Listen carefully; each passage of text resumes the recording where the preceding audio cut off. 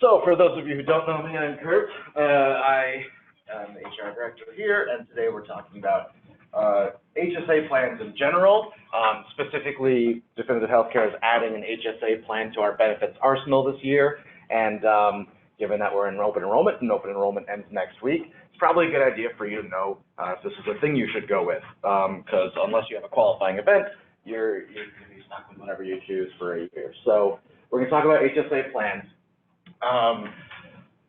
And we'll go from there.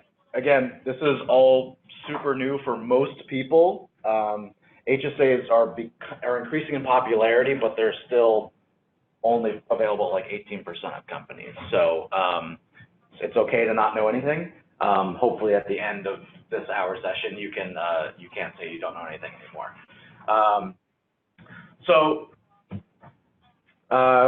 We're going to first talk, as I always do, I always start with philosophy and principles, and then we're going to talk about definitions and comparing HSAs to stuff that you're more familiar with probably, and then I'll give you some examples of profiles of individuals who might be attracted to an HSA, and also I've come up with, I'm actually about halfway done with a workbook that's kind of formula driven that you can put your own information in, and it shows you, compares HSA to other plans for you. That should be live tomorrow, but we can play with it in class if you want to go through that exercise. All right? So philosophy and principles. Why am I dedicating a whole training session to this?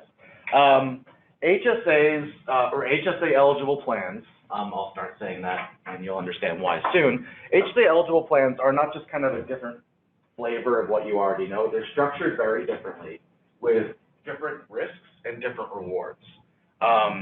So it's not just they have a different deductible, which they actually don't, or that they have different copays, which they do, but that's not just it. The whole point is they structure differently, they spread risk differently, and it's important, given that it's your risk, it's important that you're aware of that. They're not for everyone. This is not a session where I sell you on HSAs. Like most things, they're really good for the people that they're really good for, and not good for the people they're not good for. So hopefully the point of this session is to figure out if you're one of those people it's good for. And again, it's not even one of the people it's good for, it's really one of the life situations this year that it's good for, because it might be good for you next year and not this year. So again, individualized, just because your work buddy thinks HSAs are great doesn't mean it's good for you, and vice versa. Why does the system need yet another type of medical insurance plan? Again, like I said, we're doing philosophy right now. So basically the idea, and we'll talk about how this works, but the idea behind HSA eligible plans is that we want to incentivize people to take care of themselves, but also not to overuse the system, right? If you remember my onboarding, this is the quality versus cost dichotomy that we have in this country. We want people to be healthy, but we don't want them to use the system so much that it makes it more expensive for everybody. Traditional structures, meaning HMOs and PPOs, generally incentivize overuse. Just because if you were paying more, then you probably wouldn't go to the doctor if you just had a sniffle, right? They also incentivize short-term thinking. You tend to only think in terms of at the most a year, usually not even at the scale of a year with short-term plans. Really, the thing that most people pay attention to in your traditional plan is deductible amount and premiums, and that's about all they pay attention to. Whereas HSA-eligible plans force you to think in terms of years and decades, which is good because health is lived in years and decades. So this is HSA eligible plan, or plans that are structured in this very different way that we're going to talk about are called consumer-driven healthcare plans, in case you're curious. The idea is, instead of you just kind of being a passive recipient of healthcare and of the healthcare insurance market, you take a more active role. And again, active role, this is not for everybody. Some people don't want to be active. Some people like the freedom of not having responsibility. So keep that in mind. And philosophically, the idea here is that every other type of insurance you have generally is, to some degree or other, catastrophic insurance, right? Home insurance, flood insurance, fire insurance, car insurance. This is stuff where you don't use it, unless something super bad happens, right? If you get a ding in your car from a rock while driving on the highway, most people don't tap into their insurance for that. They either live with it or they fix it themselves, because it's not worth it to increase their insurance premiums and all that stuff. You know that, right? Same with a house insurance, right? If something falls on your roof and you have to repair your roof, if it's, only 20 shingles, it probably makes more sense for you to do it yourself, even though insurance could cover it. So the healthcare is the odd duck in this scenario, because we, if this were car insurance, healthcare, we would pay for car washes with our car insurance. If car insurance were like healthcare insurance, right? Because we use healthcare insurance every time we go to anybody for anything, assuming we have to. So the idea behind a consumer-driven health plan is that it gets us closer to using health insurance like we do any other type of insurance. If things go really bad, you're fine, you're covered. But if things don't go really bad, you have to use your own judgment and be intelligent about how you spend your money, just like every other insurance. So why does it need another insurance plan? Why does it need another savings plan? Because an HSA is a savings plan. The idea is an HSA, we'll talk about this in a little bit, like I said, gives you the long-term view. We're looking in terms of decades rather than years. In reality, the savings vehicle that allows you to accumulate year over year is super important. We think retirement, we think 401k, and that's good, but also a big portion of your retirement is going to be spent on medical expenses anyway. And I have an example there. A 65-year-old couple in good health will spend, a third of $1 million over their rest of their life on healthcare, just on healthcare. So it's important in long term to think just about healthcare.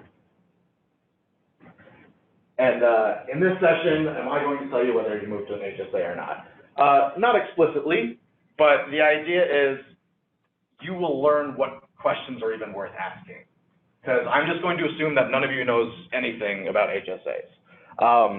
So when I joked at the beginning that, please don't ask stupid questions, I was, by all means, ask stupid questions. But I find that it's hard to even ask questions without some information. So that's the objective of this, is give you enough information that you can start asking questions, then you can come to me separately with your own questions. Cool. So that's all my philosophical rambling. Any questions, comments, concerns up until this point? Good, because we're just laying the foundation right now. Okay, so now we'll talk about definitions and differences. We're going to spend a lot of time here. This is where we're going to talk about how things work, because we can't get to the should I use it until we know what it is. Fair? Cool. So this is if any of you have watched my Benefits 101 definitive university training, it's on the intranet. It goes over in great detail what a premium is and what a deductible is and what an out-of-pocket maximum is and all that stuff. So I'm not going to reinvent the wheel in this presentation. So if you're intimidated by this chart alone, then I recommend you go and watch that video as well. But I'm going to assume you have a basic knowledge of what these terms are: premiums, out-of-pockets, deductibles, copays. So with that being said, there's more or less three ways that money leaves your pocket when you have insurance. One is your monthly premium. What comes out of your paycheck to even have insurance? The other is deductible expenses. This is a group of expenses, a group of things that your health insurance company says, you're on the hook for this until you spend some number of dollars, and then we'll help you out. Similar to car insurance, right? Like you have a deductible on your car insurance. If it's under $2,000, you're on your own, and if it's above $2,000, then they'll help out. Same thing with deductibles for medical insurance. Copays are completely different from deductibles in a traditional plan. So you have a whole list of things that these go towards your deductible, and then you have a whole separate list of things that these you pay with copays, and the two don't interact with each other at all. So you go to a doctor, you pay $20, and if you go to them 10,000 times in a year, you'll pay 10,000 times $20 out of pocket. And that has nothing to do with your deductible. Questions about, again, this foundational healthcare stuff, because we're going to build on this. Okay, you said that your copays don't kind of merge with your deductible? Correct. So there's the out-of-pocket maximum, which means whatever you spend with your deductible and whatever you spend with copays added together, they can't go over a certain amount. With our plan, it's like $10,000 or something. It's very hard to hit our out-of-pocket maximum, just because we don't have coinsurance, and that's in the other presentation. Again, this is the traditional health insurance plan right now. But yeah, if you hit your deductible, if you go and have a surgery and you're like, all right, I hit my $2,000 and the health insurance is taking over it, but you also have 15 doctor's appointments after, even though your deductible's hit, you're still paying copays. That's how that works. In traditional medical insurance, they're totally different buckets. Okay, but if it was the other way around, would it still, if I use my copays, if I went to the doctor's 20 times and then I ended up needing a surgery, those copays wouldn't add up to the deductible, is what you're saying? Nope. Totally different. Other questions? Good question. All right. Okay, so now we're actually going to get to what we're here to talk about today. So when you think of a plan, you want to pair a plan with a savings vehicle. This is going to be very helpful for you, or with a spending vehicle is probably a better way of saying it. This will be very helpful for you when you're thinking of HSA eligible plans and your traditional plans. So your traditional plans, which I say are HMOs or PPOs, they are what I just described. You have those two buckets, you have premiums, all that stuff. What I just showed you is your traditional plan. In case you're curious, HMOs, health maintenance organizations, PPOs, preferred provider organizations. HMOs and PPOs, if you have that kind of insurance, you have access to what's called an FSA, a flexible spending account. So with an FSA, you say, okay, this year I'm going to save, I'm probably going to spend out of pocket $1,000 on healthcare. So I'll put $1,000 into my FSA, and my company, and Definitive Healthcare withholds a 24th of that each pay period. And you commit to saving $1,000 that will be put on this debit card and that you can spend. At the end of the year, if there's too much left over, it disappears, right? The advantage of doing that is that $1,000 doesn't get taxed. It doesn't get taxed going into the account, and if you use it for medical expenses, it doesn't get taxed coming out. So again, this HMO or traditional plan plus FSA, this is what we have had for some time. This is table stakes. So what we're introducing this year is the HDHP, which is the high deductible health plan. So that's kind of the first thing is, there is no HSA medical plan. There's a high deductible healthcare plan. And I want to, in a high deductible healthcare plan, enable you to have an HSA. An HSA is a savings and spending vehicle. I want to be very clear, in HR terms, in benefits terms, high deductible health plan is a technical term. It's not purely descriptive. So just because a plan, just because let's say we have an HMO and our individual deductible is $5,000. That's still not a high deductible health plan, because that's a technical term. Just because your deductible is high doesn't mean it's structured like a high deductible health plan. Everybody got that? Cool. In fact, with the health plan, the HDHP that we're introducing, it has the exact same deductible as the PPO and the HMO that we're using. So across Definitive Healthcare, all the deductibles are $2,000, $4,000, $2,000 for an individual, $4,000 for a family. We're trying to keep it simple. But if you see that they're all the same deductible, now you know why. Well, why is this one high deductible and these aren't? Because high deductible is a technical term, HDHP. And the HSA is a tax-sheltered out-of-pocket spending for HDHPs. That's simple. So FSA is for traditional, HSAs are HDHPs. Take a break. Any questions up until this point? Okay, because this is all building on itself, so I don't want to lose you at this point. All right.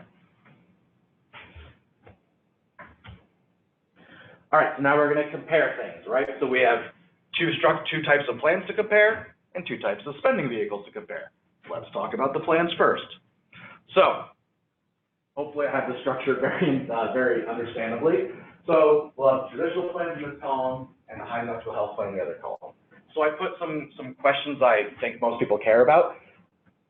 We'll go through them. If there are other questions that you want to ask to compare them, let's do that. But we'll start with what I have. So which things are deductible expenses? So like I said, all a deductible is your healthcare insurer says, these types of things, you're on your own up until a certain point. And these types of things are copays. So for each plan, a health insurer can change what's on that list. And what a HDHP does is it makes that list everything. So I'll give you more detail in a second, but the idea is in an HMO and PPO, some things are deductible expenses. In our plan, it's you staying overnight in a hospital, you having an out-of-pocket, outpatient procedure, you going to durable medical equipment, so like wheelchairs, stuff like that, labs, nuclear medicine, CAT scans, PET scans. So in the regular plan, all that stuff goes to your deductible. In an HDHP, literally everything goes to your deductible. Health insurance does not help you out in any way, with the exception of your annual physical and OB visit. Because of the Affordable Care Act, that's covered 100% in every plan, because we don't want to disincentivize people from staying healthy. So with the exception of your annual physical and annual OB visit, everything goes towards your deductible, which means health insurance isn't helping you out at all. So that's a very important thing to understand with HDHPs. Are the deductibles embedded? So in our plan, in our traditional plans, an embedded deductible means if I have a family, right? So we have a $2,000 deductible for an individual, $4,000 for a family. If I have a family, no one individual in my family will go towards more, will go over $2,000 in deductible expenses. So even though we're a family plan, we have a $4,000 family deductible, each individual in our family won't run the bill higher than $2,000. Does that make sense? Seeing some furrowed brows. Is it just because they're angry? All right, go ahead. Okay, so with the HDHP, are you paying full for all of your visits? I don't get it. Correct. Okay. So let's say, so again, this is great. So we're going to, this kind of goes to our next thing, which is copay expenses, right? So what things are copay expenses? With the traditional plan, you're on the HMO. You go to your doctor. You pay a copay, $20. If you didn't have insurance, that probably would cost you, and again, this is not your annual physical, because that's covered. If you didn't have insurance, that would probably cost you $90. So with a HDHP, you pay $90, and your deductible meter fills up. But it's typically quicker to get to the 2,000 that way. Yes. Okay. Yeah, that's the idea. And that goes to this other thing is where's the shared risk. So with a HMO or PPO, you're kind of just, the idea is you're spending more or less a predictable amount spread over time, whereas the shared risk, because that's what insurance is, it's just shared risk. Shared risk of a HDHP is your risk is up front, and then after that, if there is anything after that, then the insurer takes over almost everything. So that's another thing I wanted to point out, which is everything's a deductible expense until you hit your deductible. After that, basically everything's covered. You don't even have copay after that, really. The only thing, so if you're at an HDHP and you hit your deductible, only copays you have are pharmacy prescriptions, and if you go to the ER. So if you, well, we'll talk about that a little bit. Back to being embedded, that's where we were, right? Embedded, no, it's fine, it's fine. So traditional is embedded. You have 5 kids. One kid is not going to run you over $2,000 towards your deductible. With a high deductible health plan, if you have 5 kids, one very sick kid could run you all the way to $4,000. That's the difference. Our PPOs and HMOs are embedded. Our HDHPs aren't. If you're a single person, it's irrelevant. It's irrelevant. questions about how these plans work? I'm going to go into a little bit more illustration, but anything that's itching you right now?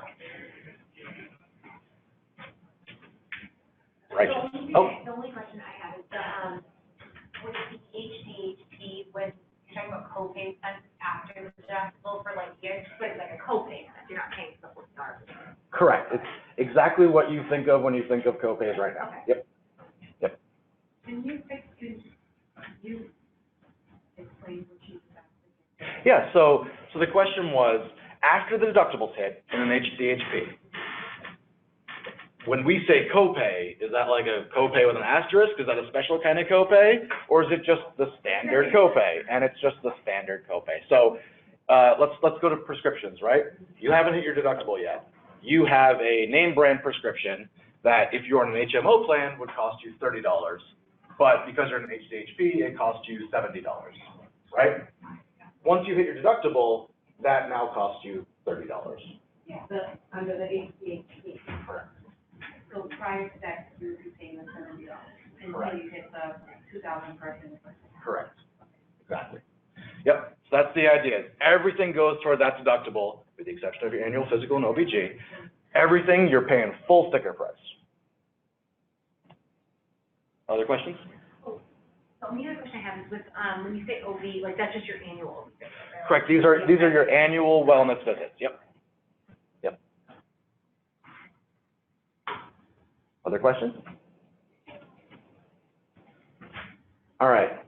So this is an illustration of what I was just talking about, right? So we saw the other thing. This is slightly different. So deductible, you're still paying your premiums. The idea though is with these, because you're upfront, the risk is shared upfront with you, the premiums are lower. But your out-of-pocket expenses, everything goes to the deductible. And then once you hit your deductible, we have 100% coinsurance. So we're going to ignore coinsurance for the purposes of this discussion. So after you hit your deductible, literally the only money that's coming out of your pocket is for if you go to the ER and if you have pharmacy expenses. Cool. All right. I know I'm throwing back to you a lot, but I hope that's okay because I really don't want to lose anybody. And this is stuff, just so you know, the fact that you're here means you know already more than 90% of people who have health insurance. So good on you. All right, so we compared the plans, now let's compare the savings vehicles. This is where we're comparing FSAs to HSAs, right? Because an HSA is a medical plan, it's a savings vehicle.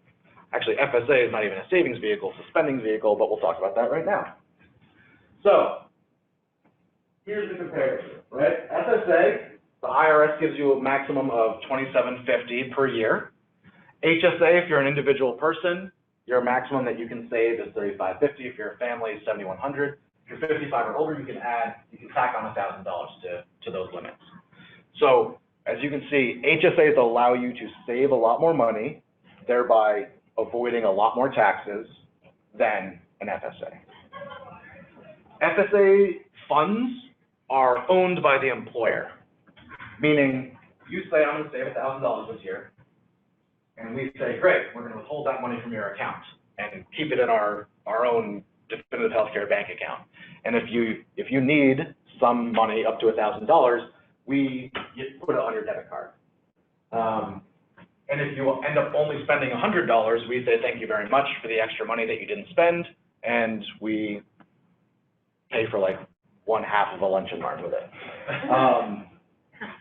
So that's how FSAs work. HSAs, you own it. You have an HSA bank account, savings account, set up in your name, not the company's name.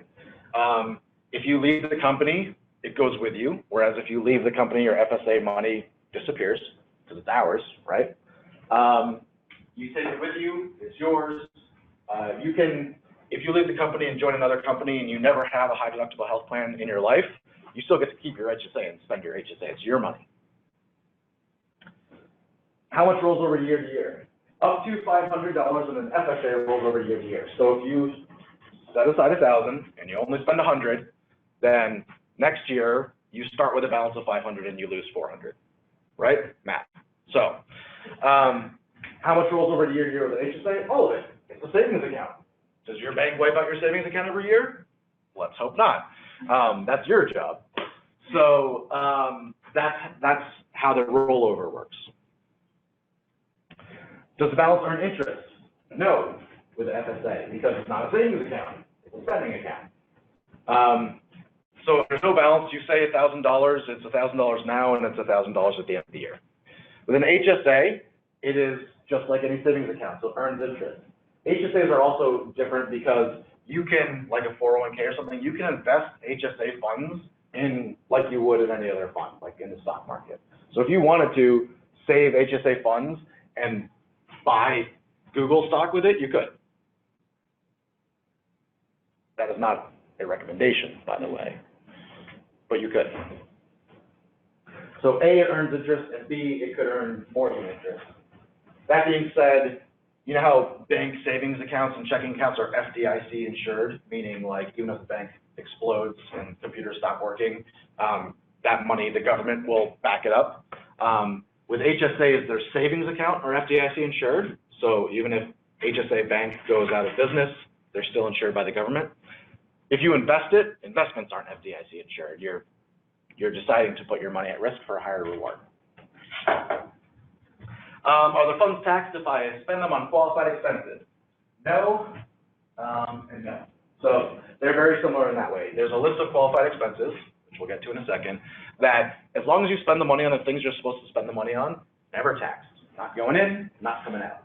There aren't many things that the IRS does that aren't taxed at some point. HSAs and FSAs are very special in that regard. Are the funds taxed if I spend them on other things?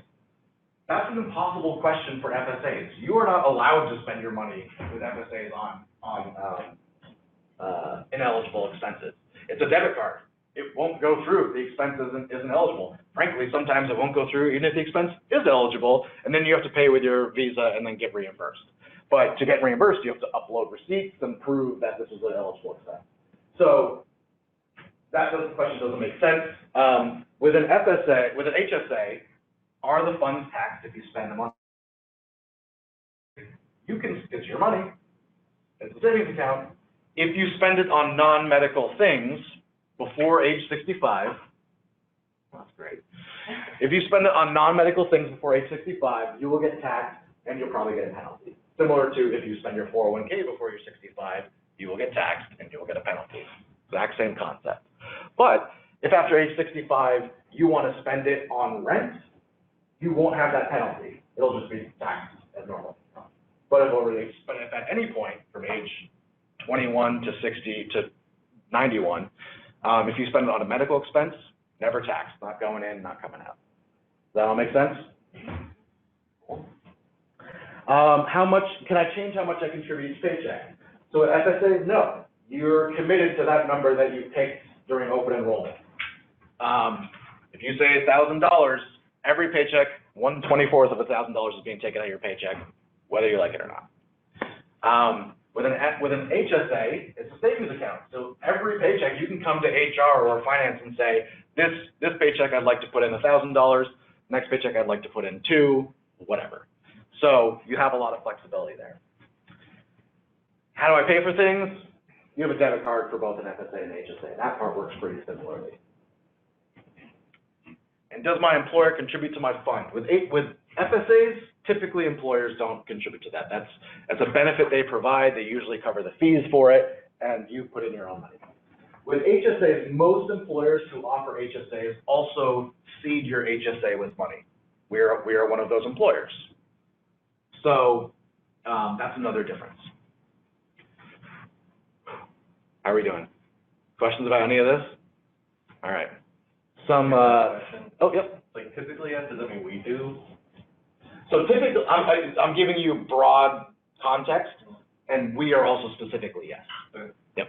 And we'll talk about that in 1 or 2 slides. All right. How does Definitive Healthcare contribute to an HSA? If you go to an HDHP, we will open an HSA account for you. There's like a monthly $2 fee. We pay for that. You don't have to pay for that while you work for us. And then we will give you a one-time deposit, depending on what plan you're in. So if you sign up for a family plan, we immediately put $1,000 into that account. And the reason we do this is because, like I said, the risk with an HDHP is front-loaded, right? Like, if we started you out with 0, and you're paying $90 now to go to the doctor instead of $20 to go to the doctor, that would be an immediate upfront financial burden for you. We want to ease that a little bit. What we don't want is you afraid to do more than go to your annual just because you haven't put enough money in your HSA yet. Make sense? So we do a one-time upfront, if you're an individual plan, $500, if you're employee plus anything, $1,000. If someone starts in November, it's whatever fraction of the year November is between March and February. Then, if you contribute to your HSA every month, Definitive Healthcare, similar to how, like, if you contribute to your 401k every month, we match the first something of that. Same thing with HSAs. If you contribute at least in your individual if you're an individual plan, if you put aside at least $20 a month towards your HSA, we will also put $20 a month towards your HSA. If you're a family plan, it's $35. And by family, I mean employee plus spouse, employee plus children, employee plus both. The idea here is, so the first one, we want to help you with the upfront risk, and we don't want to disincentivize you from going to the doctor or whatever until you've saved enough. The idea here is we want to incentivize you saving for long-term things week in, week out, because that is a very good habit to get into. So that's why, that's the money that we're contributing and why we're contributing that money. So if you maximize your matches, Definitive Healthcare is putting $740 towards individual plans and $1,420 towards individual plus plans. Okay, so say next year, I do this year, but next year I decide I don't want to do this. Do I still keep my debit card with my money? Anybody want to answer that? Yes. Yeah. Okay, I kind of answered it Yep. in my head, but So that's nuts. Let's ask the questions, right? It is your money. It is your money after you put it in. Other questions? Might be redundant, but with the one-time deposit, is that, like she said, if you re-up your HSA like next year, re-elected, do we get another 500, or is that literally, we gave it to you once, now you're on your own? We have not committed to doing it again next year. We have not committed one way or the other on it. Okay, so it's still up in the air? Correct. Okay, For sure, you will get 500 or 1,000 this year, okay, Or when you first enroll. or when you first enroll, if you're enrolling mid-year. okay. So the negative side Love it, because there's always a negative. of HDHP basically for a single individual is that if you don't hit that 2,000, you basically spend 2,000 out of pocket at the end of the year for no reason. Well, not for no reason, but you know what I'm trying to say. Correct. Whereas you could have just had the insurance covered and you were only dealing with your copays, Correct. which might not add up to 2,000. Correct. Yep. But you could also not spend the 2,000 and then still be saving. Correct. So Exactly. that's And we'll talk a little bit later about the profiles or the types of individuals who it's a good idea for, and therefore the ones it's not. But yeah, each plan, nothing doesn't have a downside, which is a terrible sentence construction, but it's true. Everything has a downside. I think HSAs are, like I said, wonderful for the people they're wonderful for, which is not everybody. Okay, so to clear this up for, if, like, let's say, like, I never go to the doctor, the better option for me is the HSA versus the, That is entirely up to you. If I were a single person who never went to the doctor, I would do an HSA plan. I cannot tell you how you should live your life, though. I guess, So, if I'm doing the HDHP, I'm gonna have that 740, so that 740 basically, I can use towards that 2,000 that I have there. Correct, so the 740, and again, another reason we're giving you that money, so that 740 makes up a third, right, of your deductible. So in a very real sense, you're really only on the hook for $1,260 or something, $1,280. $1,380? I don't know. I'm sorry, guys. You're the first time. $1,280, very cool. Other questions? All right, who can open an HSA? Short answer is anyone who is enrolled in HDHP. Piece of cake, right? I think we've established this. However, you can't also be covered by other insurance. So you can't, I don't know why you would necessarily, but you can't enroll in our HDHP, but also be covered by your spouse's PPO. It doesn't work that way. You also can't be covered by Medicare or TRICARE, which is military. And then there is some fine print. You also can't have received non-military associated VA assistance in the past 3 months. You can't be a dependent on someone's tax return if you're not their spouse, and you can't have an active FSA or HRA. So you can't double dip. You can't do an FSA and an HSA. IRS frowns on double dipping, typically. Questions about this? Who's eligible? So if we're on like our parents' insurance, as it stands, right? We sign up for this, would that sort of like automatically override that? Or would we have to get off our parents first and then do this? You have, unless your parents are on an HDHP, you'd have to get off of your parents' plan, get on an HDHP, and then you could qualify for an HSA. Okay. Yep. Other questions? Okay. What can you spend your money on? Again, this is assuming you're not over 65 and you don't want to pay taxes. So you can spend your money on health expenses. Obviously, that's what we're talking about, right? And that's everything from your deductibles, your copays. I put coinsurance there, even though our plan doesn't have that, because I also want you to have general knowledge about HSAs. Prescriptions, durable medical equipment, again, that's your wheelchairs, crutches, breast pumps, all that fun stuff. Dental and vision expenses. Similar to an FSA, you can spend it on not just medical related stuff. If you know you're gonna get LASIK this year, and that's $5,000, you can put aside $5,000 through the HSA, all of it tax-free, and spend it on your LASIK surgery.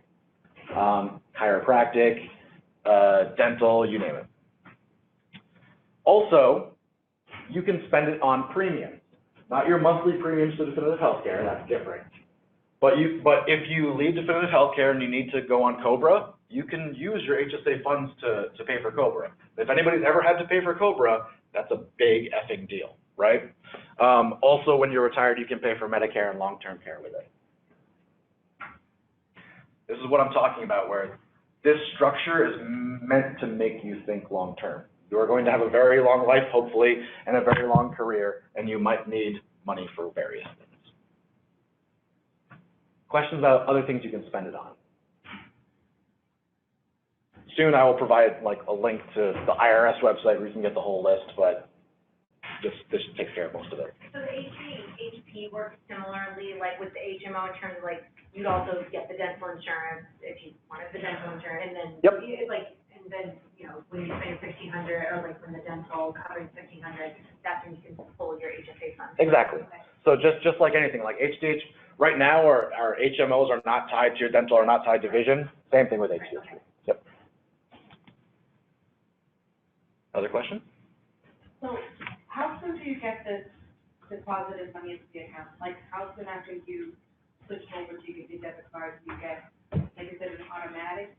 So let's say that I decide on Thursday that I want to sign up, and then on Friday I'm sick, what happens? So just like everything with open enrollment, everything goes into effect March 1st. Okay. And then, I mean, it might take a few business days for us to transfer the money into your account, but you can also request reimbursements from your HSA, so it's fine.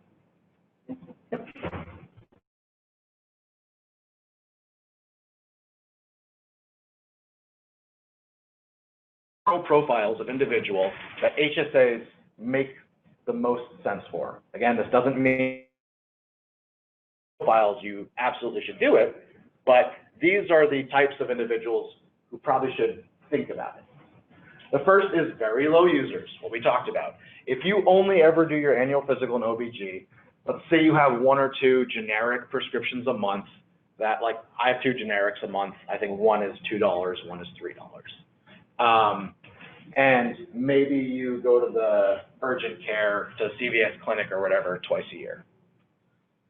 It makes a lot of sense to do this because your annual physical or OB is free. Your 2 sick visits, let's say you go to urgent care, about $150 if you don't have insurance, so that's $300. So far your deductible bill is $300. Definitive healthcare is giving you $740. And 1 or 2 monthly generics. If you're in my situation, that's $5 a month times 12, right? So a low user has a lot of incentive to do this, assuming they're willing to save and all that fun stuff that we talked about. Very high users, it makes a lot of sense to do this. So if you have a very large family who can be sickly, basically, long story short, if even with a PPO or an HMO, you meet your deductible every year, then you're already spending $4,000 a year. So why not spend $4,000 a year and get all the good stuff that comes with an HSA instead of spending $4,000 a year and being stuck with an FSA? That's the idea behind that. We could go into more detail, but there are some people who their spouse every year has to have this operation or procedure and it costs $12,000. So they know they're going to hit that every year. That type of person makes a lot of sense to do an HSA. That plus, like I mentioned with LASIK, if you know that this year you're going to have a big expense, surgery, pregnancy, or not pregnancy, but birth, then, I guess both,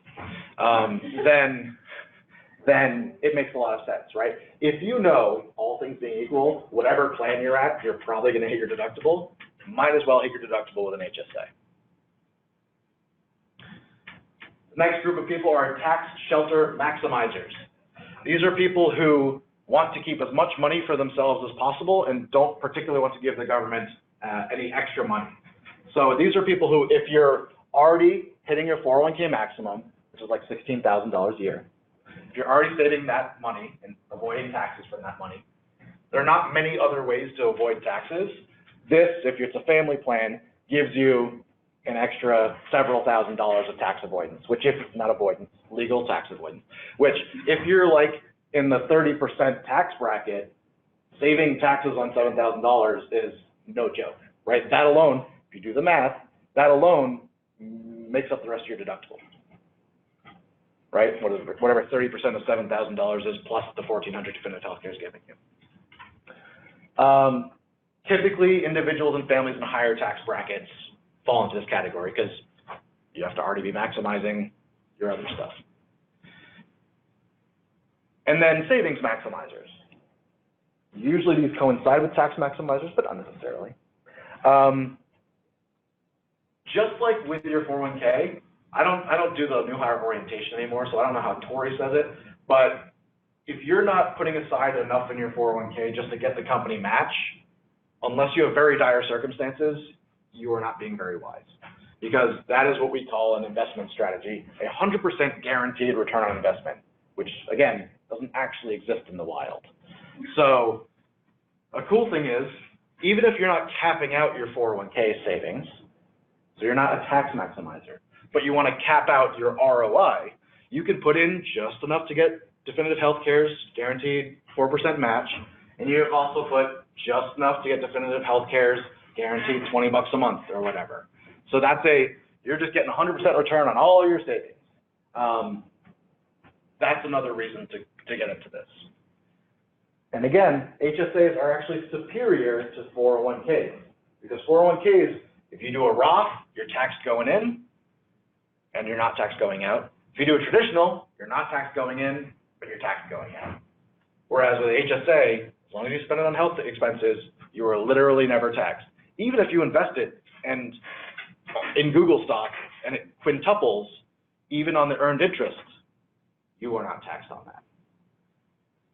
So in a very real sense, it's superior to 401k. And if you're over 65, you can withdraw it and use it for anything and just pay normal taxes on it, which is how a 401k works. So it's a second 401k that's better than 401ks, in my opinion. So those are the 4 profiles that should investigate an HSA further. Now, my family, I have 2 adults and 1 child. One adult has 2 prescriptions a month. The other is diabetic and so has several prescriptions a month. Some of them are insulin, which are expensive. And we have a child who, let's face it, gets sick at least once a quarter. So we are basically in that middle ground. We're not very low users, but we also never hit our deductible. It's all copays. We're never getting procedures. We're never being admitted anywhere. So we're only perpetually low-level sick, never frequently high-level sick. So it probably doesn't make sense for my family. Now, before I had a kid, it might have made a lot of sense with just me and my wife. Again, your situation needs to drive this. So that being said, questions, do we want to do some real-time examples? Do we want to figure things out together? At this point is more, I'm opening this up to the class. What do we want to do now? Or do you feel like, you know what, I have enough, I'll go home and do some math, or schedule some time in Kurt's calendar and do some math? And so what do we, Kenya? Yeah. That sounds really fun. Love it. We, individual, plans, we don't pay anything, right, if they're single? Correct. So, does switching over from HMO to HDHP change that? Nope, so for an individual, you pay nothing for the HMO, you pay nothing in premiums for the HDHP. And in our new, as of March 1st, 2020, the only thing a single person would pay for is if they want to go to the PPO plan. Okay. Then they pay like $30 a month or something. John? I have a few questions. Love it. I think the answer, the first one is no. We cannot make any retroactive contributions for 2019. Nope. For 2020, can we only make 10, is it prorated, or can we make the full contribution? Full contribution. So the IRS goes by calendar year. So our plan year is March to February. So even if you if you are a tax maximizer or minimizer, depending how you say it, if you're a tax maximizer, you could do March 1st of this year, all 7,000 or whatever, and then January 1st of next year, all 7,000 or whatever. Can I ask my second question then? Do you make a one-time lump sum payment, or does it have to come out of each paycheck? Sure. You sure can make a one-time lump sum payment, and you can do it through us or Can not. I match the 740 one time? No, the company, we do only monthly, so we have a monthly cap. So we won't give you the whole whatever it is if you do it just one time. Because remember the reason number two, we want to incentivize the behavior with that part. I think Melissa was first. So if you do switch to the HSA, so you're also switching from HMO to PPO, which gives you a little bit more flexibility. Yeah, our HDHP is a PPO. Yep. Good point. Wait a second. So that's why I said traditional versus HDHP. So a PPO is a preferred provider organization as opposed to an HMO, which is a health maintenance organization. Leaving aside how deductibles work, how all that stuff works, let's leave aside the money. A PPO is structured so that you can go to whatever doctor you want as long as they're in network, and you're in network. It's great. With an HMO, you have to have a primary care physician. If you want to go to a specialist, you have to get a referral. So you can have an HDHP that works like a PPO, or an HDHP that works like an HMO from that perspective. So the HDHP that works like an HMO, you still look. So the our HDHP works like a PPO. So you don't have to have a primary care physician. You don't have to get referrals with our HDHP. So we would have to pay them or not? As individual? An individual? No premium. Okay. Yeah. And again, for premiums, the general session of the open enrollment, we go over a lot of that. And it's also on the intranet right now. We have another question. Whatever. John, go. So I guess if we choose to enroll in this, they'll ask how much money wants to be deducted from your paycheck? Yep. So it's $20, so it's gonna be 40 per month, 80, 20 per paycheck. It's the numbers I gave are all monthly. Oh. So $10 a paycheck would be, Okay. yep. If you want to be a savings maximizer.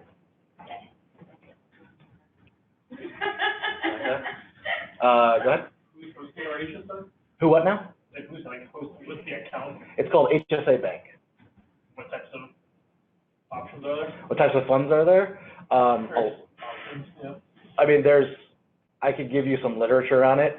There's a lot. Again, it's structured like a 401k, but with a lot more choices, because you're the one who owns it. Cass, did you have a question? It was just about if it was per month or per paycheck. Oh, that's yep. what I didn't know. Yeah, in general, I try to give monthly rates. Other questions? Oh, yeah, so again, like, if you want to ask about your situation and you're okay with the class hearing it, then that would be a really great illustration. If you are not okay with the class hearing about it, then come talk to me. Yeah. So I may or may not, is undetermined, may need a surgery later this year. But I'm also getting married in June. So I have the ability to kind of change what I'm doing. So I'm gonna know whether I'm getting my surgery in May, which is before I get married. So would it be smarter for me to get the HSA right now, get my money from Definitive, start to invest my HSA, and then possibly change over when I get married? I haven't decided what I'm gonna do in terms of, like, if I wanna go back to the HMO, but like, it would give me time to figure out if I'm gonna have that surgery or not, which would play into whether or not I stick with the HSA, or should I just stick with the HMO and then maybe go to the HSA when you get married. Yeah. Those are all many options. So I think, in this example, And I did hit my deductible last year. okay, so. I'm a high user. You're a high user. I have gum issues, and All right. thyroid issues. Delightful. So you definitely are someone who would consider this. Right. I will say, even before we get into it, I'm gonna put on my, I'm not a legal CPA hat right now. Generally speaking, investing money that you're planning on spending in the next 12 months is a bad idea, Okay, even if you invested in bonds. okay. If you're planning on spending it in a short window, Yep. investing is not a great idea. Could work, also you could be broke. So if we're only just, I mean, the account, not you, the account. But, so if we're talking about a window of months, Yeah, that, it's best not to factor that in. not even worry about it, No. okay, okay. So the question is, do you want to get, if you want, the advantage of doing it, of going to an HSA now would be you get $1,000, whereas in April, you would get, let's say, 800 or something. Right. Although if it's an individual plan right now, you'd actually get $500, and if you went to an HDHP, but it was a couple plan, then you'd be getting $800 probably, because, so again, we gotta go through the math a little bit. So say it's like, you know, I can see my son on the plane. Yep. Could I use, like, if my husband has a doctor, would I be able to use funds for things for him? For your son? No, for my. Yep, yep. Anybody in your immediate family, spouse, children, yep. And we're gonna get this? Yeah, I'm gonna make it available. So on the internet, if you click that open enrollment thing, it leads you to an open enrollment page on the internet with like documents and videos and stuff. I'm gonna post this, I'm gonna add this to the documents tomorrow on the internet. And again, if anybody wants to kind of go through this personally and just write the math out by hand, put some time on my calendar, I'm happy to go through it with you. Other questions? All right, well, thanks for coming, guys. Great question. I'm here if you need me.